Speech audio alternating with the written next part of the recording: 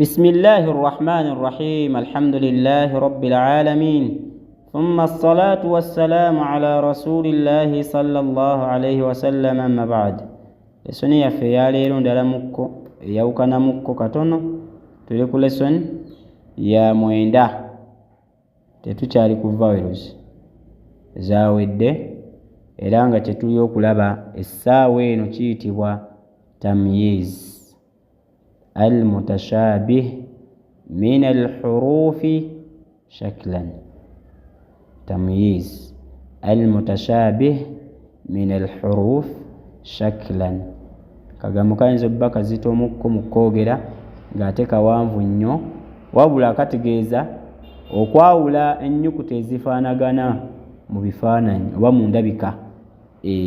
Tayib, ennyukuta tulina za njawulo ezifaanagana naye obanga oziraba tuzaawulira ku bintu bya njawulo nnyo.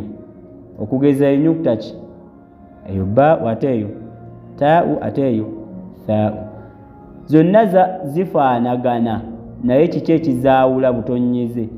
Olaba eno erina akatonyeze kamu, eno erina bubiri waggulu ate eno erina busatu waggulu.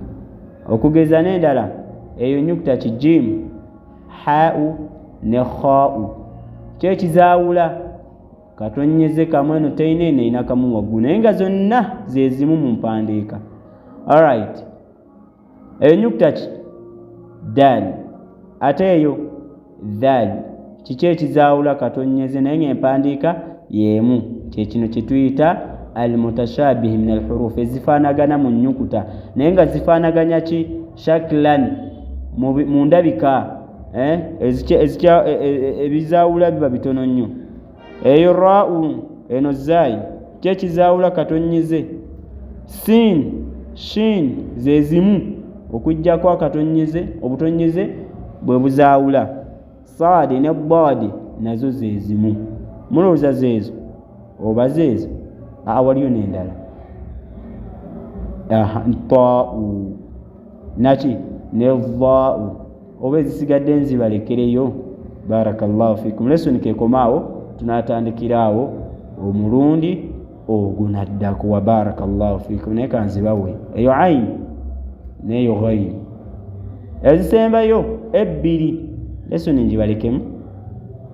njibalekemu baana zo nzibawo. Otunula eri olowooza ziriwo eziyinza okuba nga zifaanagana nga tetuzireese. Definitely ebeera qaf ne faau, zifaanaganamu mu ndabika naye ate zaawukanya butonyeze. Lesson ekomyawo ey'olwaleero tewanvuye nnyo. Wa barakallahu fikum. Wassalamu alaikum wa rahmatullahi wa barakatuh.